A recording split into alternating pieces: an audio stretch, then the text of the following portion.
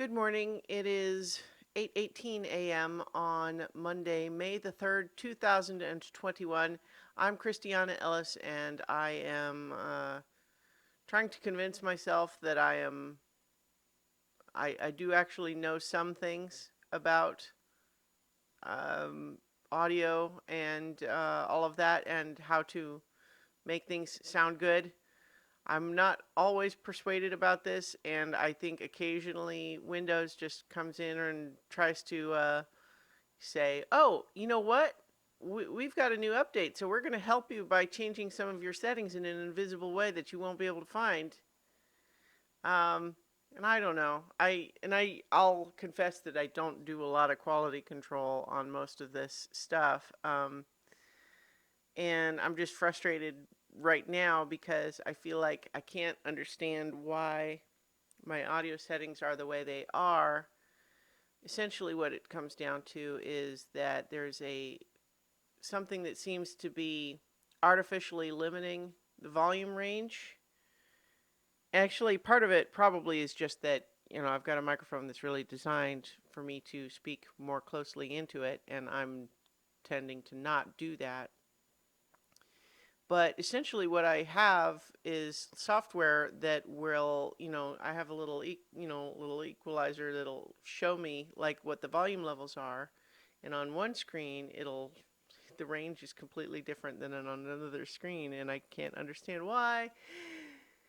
None of this probably really actually matters as much to you, except in the interest that I'm going to that trouble because I want ideally this to sound better than it all sometimes does, both for these videos and other things that I do.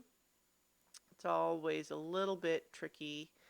Um, for one, my USB mixer tends to make a noise when I connect it via USB to my computer. It adds a little frequency sound, which is not optimal, but I don't know that there's anything to be done about it when you're talking about, like, well, but that's how it connects to the computer, that's how it works. Oh well. I'll obviously continue fussing around with it because that's what you do as an audio engineer is you are constantly trying to eliminate the source of, like, wait, why isn't that working anymore? Yeah. Anyway, I hope everyone had a good weekend. I played a little bit more Ironsworn Starforged yesterday, and the YouTube video for that session is now up on the channel. And so my character, who is not very good at fighting, as built, uh, tried to procure some strange alien herbs for medicine, and then ended up exploring a derelict spaceship and almost dying, and but then managed to get back and only had to make a new promise to get someone out of indentured servitude. But yeah, it's a fun game, so I'm continuing to enjoy that, and I definitely recommend that game.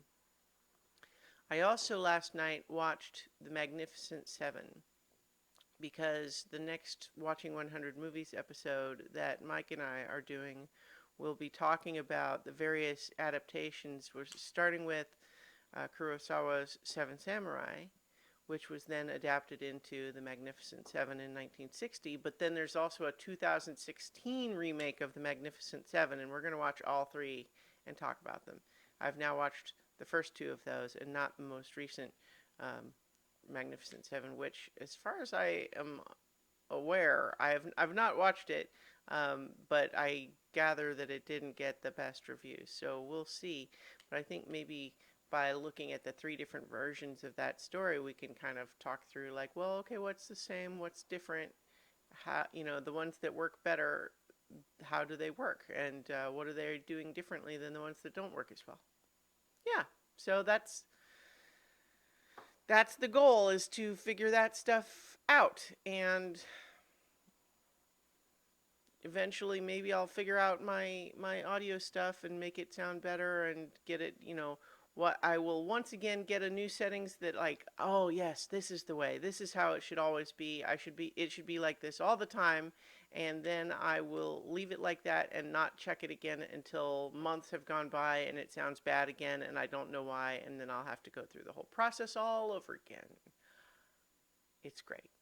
So I'll leave it there for now and I will talk to you all tomorrow for 5 more minutes.